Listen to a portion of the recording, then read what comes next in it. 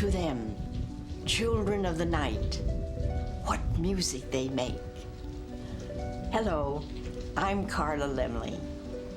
When my uncle, Carl Laemmle, founded Universal Pictures in 1915, one of the first properties he considered for production as a silent film was Bram Stoker's horror classic Dracula.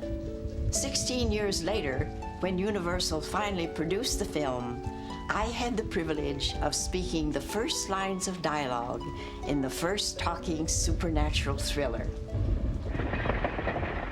Among the rugged peaks that frown down upon the Borgo Pass are found crumbling castles of a bygone age. It was a very small part, but the fact that I still receive fan mail from all over the world is a wonderful testimonial to the film's status as an enduring classic. Join me now as we return to the fog-shrouded Borgo Pass and take a ride together along the road to Dracula. And just as I was commencing to get drowsy, it seemed the whole room was filled with mist. And then I saw two red eyes staring at me, and a white, livid face came down out of the mist. I felt its breath on my face, and then its lips. Why are we scared by something? Why are we aroused by something? I'm talking about sexually aroused. Because in the case of Dracula, very often the two responses overlap. Dead. Undead. I don't care. They all frighten me. Oh, I love to be frightened. Do you? Laugh all you like. I think he's fascinating.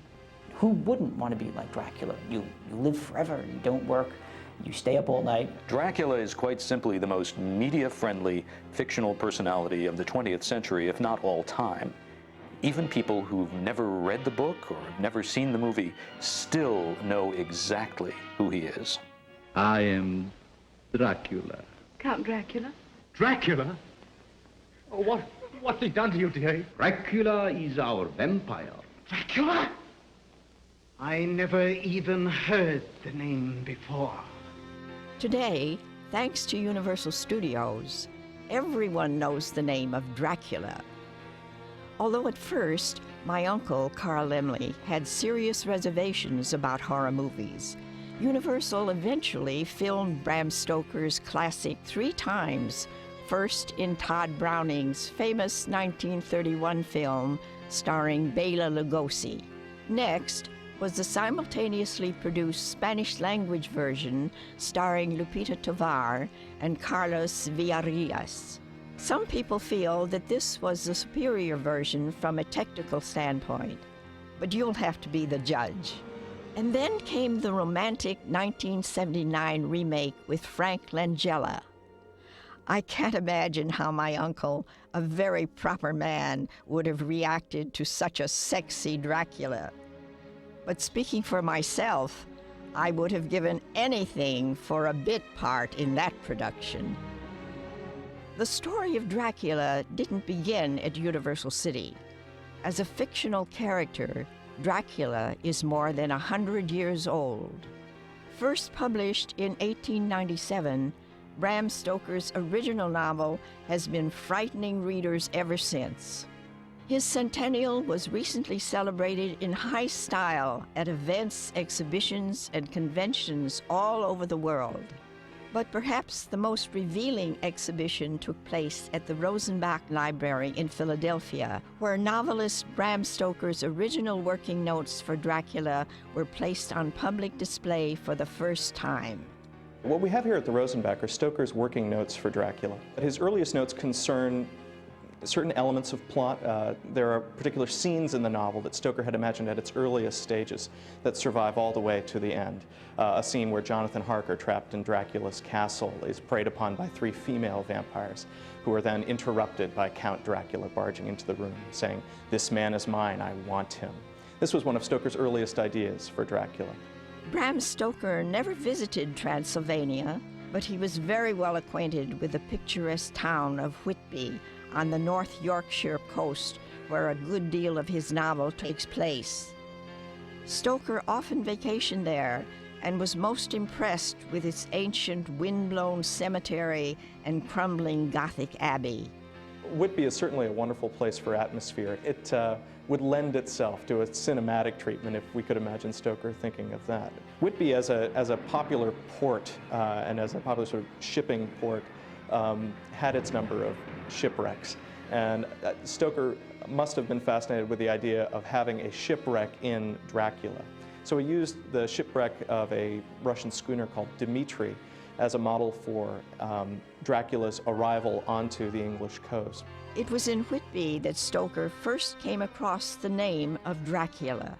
He discovered that there was this 15th century Transylvanian prince whose name was Dracula, also known as Vlad the Impaler due to a method of disposing of his enemies of which he was particularly fond. If you can see behind me, this is from a, again, late 15th century woodcut showing Vlad at lunch with some of his victims behind him.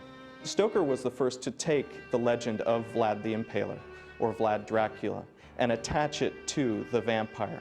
And they haven't really come apart since. The historical Dracula didn't inspire Stoker to write the book. There's some confusion about this. He'd already outlined the novel when he came across the account of Vlad the Impaler and simply used it as a kind of window dressing or atmosphere. Stoker's novel unfolds through letters, diaries, and journals. Count Dracula, a 500-year-old vampire, leaves his castle in Transylvania in search of new blood in a new country. Carrying the boxes of native soil in which he must rest during the hours of daylight, Dracula kills the entire crew of the ship that transports him to England. Two young women, Lucy and Mina, become his victims in turn. Dracula kills Lucy, transforming her into a foul thing of the night, an undead creature like himself. Soon, Mina falls under Dracula's spell and is terribly endangered. But thanks to a scientist wise enough to believe in the supernatural, the vampire is finally destroyed and Mina is released from her thrall. Stoker drew on an already established tradition of the vampire in literature and in folklore, but did it in such a way that the legend really achieved a critical mass. Unlike the earlier fictional vampires, Stoker's Dracula was not a romantic character. He was a decrepit old man who became younger as he drank blood, but he never really became attractive. He was writing a blood and thunder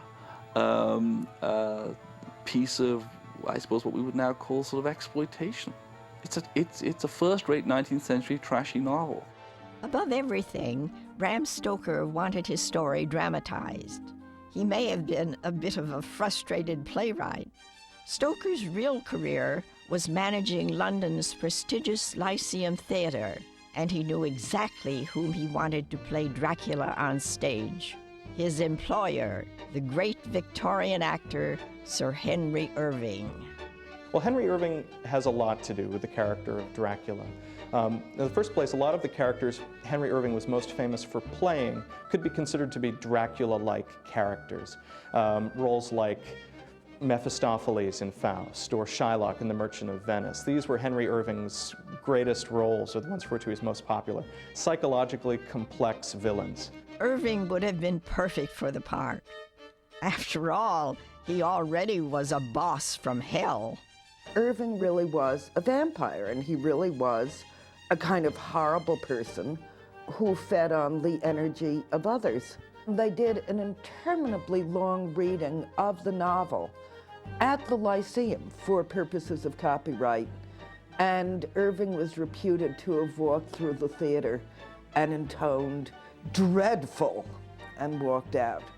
And that was stupid of him. It would have been a very good part, and he should have done it. And now Dracula's more famous than he is.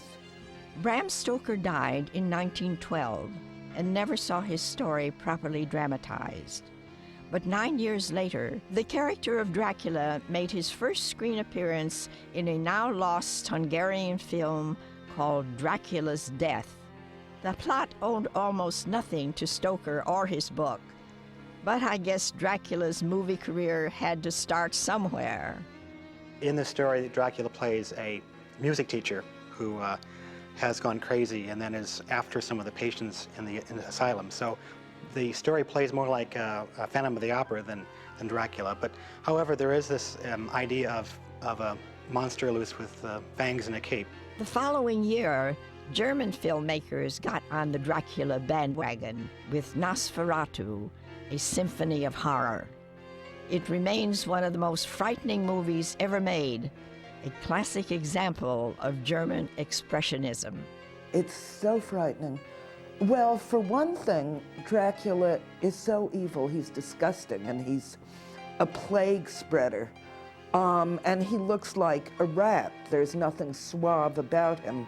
The Dracula character was called Count Orlok and was played by a German stage actor named Max Schreck, whose name, by happy coincidence, means terror or fright in German. And it was his real name. It wasn't just a publicity stunt for the film. And he remains to this day the single-screen Dracula who really embodies the essential repulsiveness that Stoker intended. In the early part of the century, the laws of copyright were not well understood, especially with filmmaking. And Piranha Films, which was this very small studio that made Nosferatu, did not either bother or know to get a copyright from Bram Stoker's widow. Murnau used the novel without clearing the rights, and in fact eventually got involved in a big lawsuit, and the film had to be literally pulled from the market. With 2 movies already to his credit, Dracula decided to give the theater another try. In 1924, the British actor-manager Hamilton Deane added the first authorized dramatization of Dracula to his popular traveling repertory.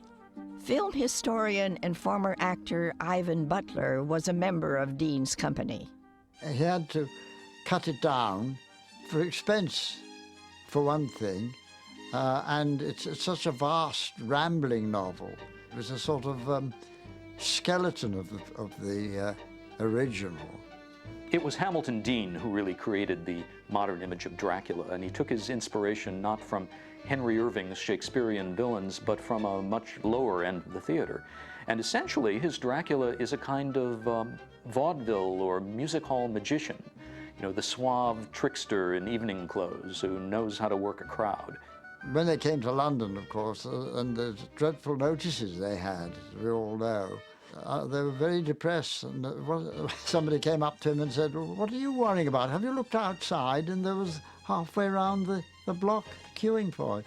Several actors performed the role of Dracula for Deane, including Raymond Huntley, who played the part thousands of times in England and America and still holds the all-time record for sheer number of performances. Ivan Butler worked with the noted actor W.E. Holloway. He was an older man, you see, very, very gaunt looking, very deep-set eyes and everything, and a good voice, and it seemed to work better, more like the real Dracula in a way. But he always seemed to me to have something that the young ones lacked. There was no sort of sex attraction in those days. Dracula came for one thing only, his evening drink. We had the bat coming in to the window, French windows, you see, at the end of the second act. It was a big scene. The assistant stage manager was standing on a stool with a fishing rod, a big long fishing rod, and about 2 foot of bat. And she was floating it around outside, like that. And it banged into the window, and smoke came and everything. Then Dracula appeared out of the mist.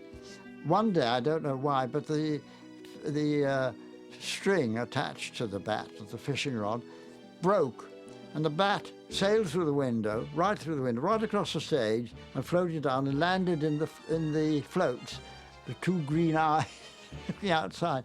And then, of course, Dracula himself had to appear. It must have been difficult to explain. I think possibly a rather bewildered audience went, well, are there 2 bats or 2 Draculas? The stage production was corny, but it was a crowd pleaser, and it was full of startling special effects and loud noises and flash bombs and swirling fog and a trick coffin for Dracula that was essentially a magician's disappearing cabinet. Dracula got in, and there was a false bottom under the boards. He would pull the string, and the boards would open like that.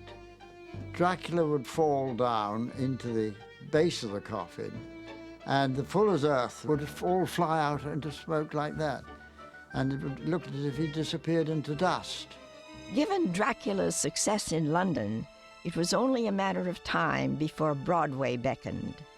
The producer, Horace Liveright, wanted changes and hired the playwright-journalist John L. Balderston to improve the product. One day, Horace Liveright, who was a New York producer, was taken to see Dracula. But he was concerned over the Britishness of the language and a lot of idiomatic stuff that nobody in New York would understand. So he asked my father if he would rewrite it. In the 1920s, the only kind of vampires American audiences knew about were vamps like Theda Bara. For the Broadway version of Dracula, Horace Liveright wanted a male vamp, an exotic foreigner with an air of mystery and sex appeal. The budget was pretty tight, and they had cast all the parts except for the Count, and they were out of money. So they couldn't hire a name actor to do the Count. Liveright found exactly what he was looking for in an expatriate Hungarian actor named Bela Lugosi. Bela Lugosi was an expatriate from Hungary who was escaping all kinds of political unrest in his native land and actually landed in New Orleans completely without any skills in English at all, made his way to New York, learning many of his early parts phonetically, amazingly. So when they were casting around for the perfect person to play Dracula, Lugosi managed to have both the old world charm and a certain mysterious, seductive quality. He had that thick accent, he had the eyes, he had a series of gestures which to us now look rather hokey. But there are, women fainted and grown men grew nervous. Well, my father's performance in Dracula brought him to the attention of, in particular, the female portion of the audience. They loved his performance. They must have found something of sexual overtones in it, and he became an idol. The very night Dracula opened on Broadway, Universal had a representative in the audience. As I mentioned earlier, Carl Laemmle wasn't a big fan of horror pictures, even though Universal had made a fortune on films like Lon Chaney's The Hunchback of Notre Dame and The Phantom of the Opera. It was my cousin, Carl Laemmle Jr., who really wanted to produce Dracula.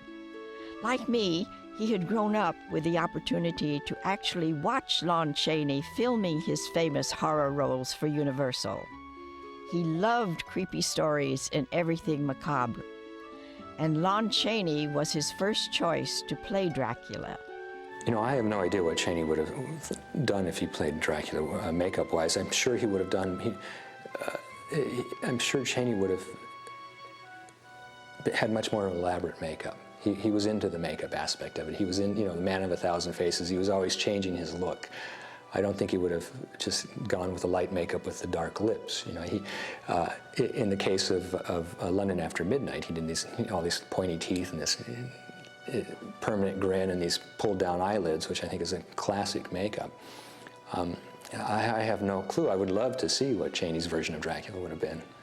Chaney died of cancer in 1930, and a number of other actors were considered other than Bela Lugosi. My father, to his great surprise, was not the first choice when the Universal Studios began casting for the lead in the motion picture version of Dracula, even though my father had successfully played the part hundreds of times on Broadway and throughout the United States. And actually, he had to fight for the role. Next to Bela Lugosi, the film's most memorable performer was Dwight Fry as the unfortunate Mr. Renfield. He was such a gentleman when I fell into his lap in the opening scene. You'd never dream he'd end up eating spiders and developing an appetite for even worse. Rats. Rats. Thousands. Millions of them.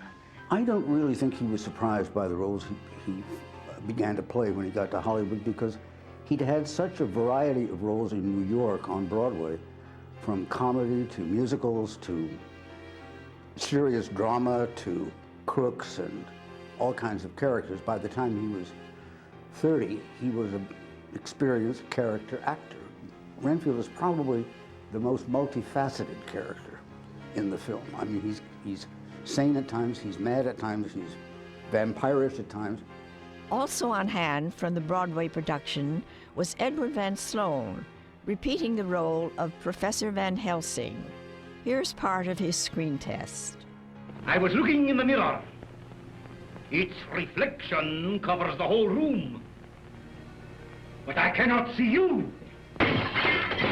Dracula was directed by Todd Browning, the famous mystery man of silent movies who had directed many of Lon Chaney's most successful films. Browning always had some trouble adapting his kind of style of shooting to the sound film. When you see Browning work with Dracula, for example, there are long sequences in the film which are silent. And I think that Browning uses some of the silence to create a mood, which in some areas of Dracula is quite effective. It may have been that he was frightened by dealing with dialogue. It may have been that he was frightened by the mechanics of the sound equipment. Todd Browning had been a very successful silent film director, and he always specialized in stories about outsiders. Dracula is very much like that. He's a fantastic alien invader who cannot live within the world, but can only prey upon it like a parasite.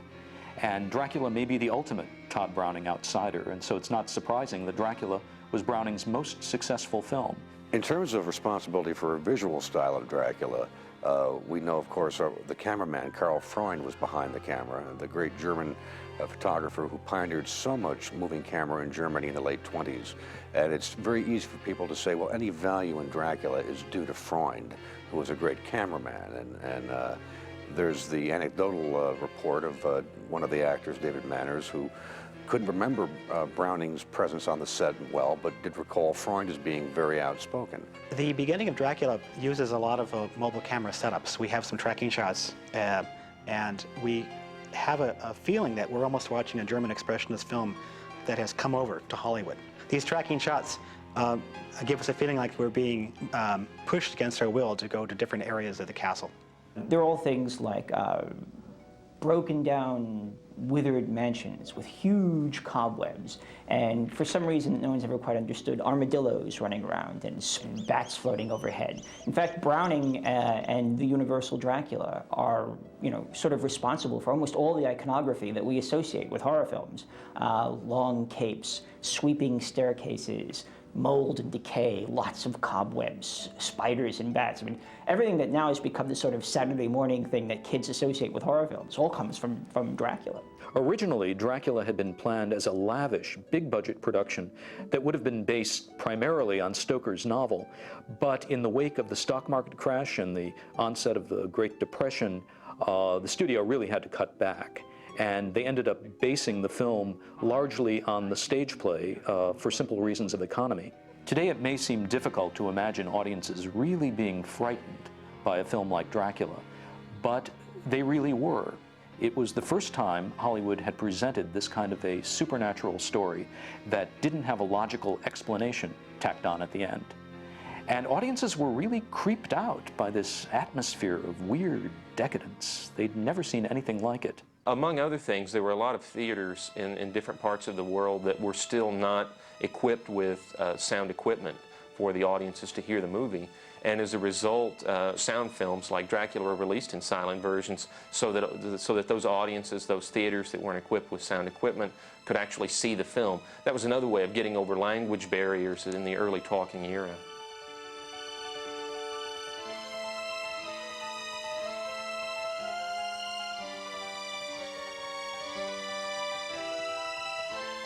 The adoption of English-speaking talkies posed a real problem for the Latin American markets, which wanted to hear talking films spoken in their own language.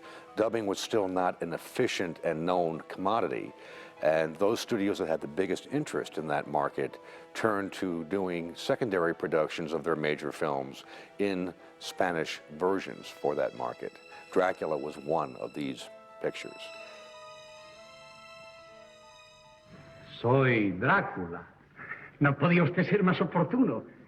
No sé lo que pasaría con el cochero, con mi equipaje. Con todas esas cosas, creí que me había equivocado de casa. The Spanish version of Dracula, directed by George Melford, was produced by Paul Kohner, an ambitious young protege of my uncle. His overall enthusiasm for the film may have had something to do with his feelings for his leading lady, the beautiful Mexican ingenue Lupita Tovar. So the cast for the English version would come in the morning, started shooting at 8 o'clock, and the Spanish cast will come in the evening. We shot all night long till next morning because we use exactly the same sets. Apparently what happened was that the initial crew, Browning's crew, would shoot these sequences. The second crew, the Spanish crew, would look at them and say to themselves, we can do better than that. And they would go and they would do better. Something so incredible. I mistrust my own judgment. Mire.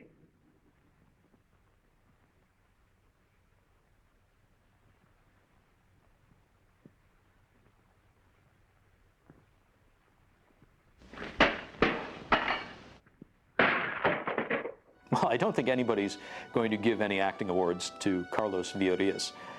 But overall, the Spanish film is a real delight for film buffs because it's kind of like discovering all these fascinating new rooms in a familiar old house. And it's full of these wonderful optical effects and visuals that really seem ahead of their time.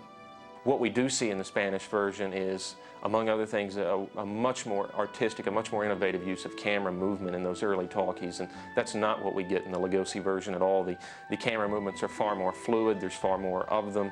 It's a more lively film to watch unfold before your eyes than the Lugosi film. One only wishes that Lugosi had been directed in like fashion as the Spanish version. Dracula did sensational box office, the result in part of Universal's atmospheric and imaginative promotion. One of the most inventive designs of posters was Lugosi, arms upraised, clawing at the air behind a spider web in which various heads of his female victims were ensnared in the strands of the web like some sort of bizarre insects. So you had a whole bunch of different poster designs that sought to emphasize both the mystery and the underlying sexual content of this film. It was a very unique film in that sense. Children are another category that found strong interest in Dracula. There was even a group of sociologists that studied movie responses to the various films of the early 30s, and often children would mention among their favorite movies, ones they liked to act out at home, was Dracula. I remember early on being taken to other movies that he had made with some of my friends and classmates and whatnot, and they would always be frightened and hide behind the seats in the theater. And I would never be frightened because that was my father. That's who I'd see. But I remember when I was very young, I would try to imitate my father as Dracula, and I have some home movies that show that. So he showed me how he did it. Certainly more than any other performer, Bela Lugosi showed the world for all time how a vampire was supposed to look, how a vampire was supposed to act, and how a vampire was supposed to talk. I have chartered a ship to take us to England. We will be leaving tomorrow evening. I don't think Lugosi's face was as fascinating as Karloff's. In fact, I think Karloff probably would have made a good Dracula as well. But you know, that whole Hungarian accent and the way that he spoke and the weird rhythm of his speech and everything, I think is what people remember about Dracula. He felt very strongly that in Dracula he had created a character that was quite different and far more powerful than the way he's described in Bram Stoker's novel. And thereafter, he would always be regarded as the Dracula, and Dracula and Bela Lugosi would become synonymous. Lugosi had a magic all his own. He was the kind of man who, when he walked into a room, even if it was a crowded room and nobody knew who he was, everybody would look and stare and turn around and say, well, who is that? He had that kind of a personality. And especially in the horror film, where characters can be so larger than life, Lugosi probably seems to be about the darkest personality, the larger-than-life personality beyond any others I know of in the horror film, possibly in the cinema at large. Many fine actors have played Dracula in recent years, and almost all of them play against the Lugosi characterization. But paradoxically, and I guess inevitably, they end up only bringing Lugosi to mind, because somehow we can't help but make that comparison in our minds. Because of the success of the motion picture Dracula, he became so associated with that part that a lot of people regard him as Dracula, even though Dracula is a fictional person. And it changed his life. He was pretty much typecast after that, and when interviewed, he would say that Dracula is a blessing and a curse, and Dracula never dies. And really, that's what happened, and he carried that role to his death. And I think going back and seeing these films is like a mini time capsule. It's also that way with collectors. We grew up loving these films. We weren't there on the set in 1931, but we want to be there so very much that we watch these films over and over. We wish to own a prop from them, or perhaps own a poster from them. If there is a holy grail of Dracula collectibles, the Transylvanian Shroud of Turin, it would have to be Bela Lugosi's original Dracula cape. My father had several different capes. Some were heavier material, some were lighter, depending upon where he was going to use it. I had one cape left, and my mother told me that this was the cape that he had worn in the motion picture Dracula. And I've had it independently verified that that is from the film. So it is one of America's rarest pieces of film history, and I really treasure it. My mother and myself had him buried in one of his capes. Not that he had ever expressed that wish, but we thought it would be appropriate. Most all modern audiences haven't always seen Dracula, but certainly not the universal version with Lugosi. That's the image we carry of Dracula, of vampires. It's Universal's Dracula. It's Bela Lugosi. Dracula has become one of the great media superstars of all time. There's a line from Macbeth, a play that Bram Stoker was very familiar with. And yet, who would have thought the old man to have had so much blood in him? When Dracula was first released, it was accompanied by a final curtain speech read by the character of Professor Van Helsing. If memory serves, the good professor held up his hand and said, "Just a moment, ladies and gentlemen, just a word before you go." We hope the memories of Dracula won't give you bad dreams, so just a word of reassurance. When you get home tonight and the lights are turned out and you're afraid to look behind the curtains and you dread to see a face appear at the window, well, just pull yourself together and remember, after all, there are such things. There are such things.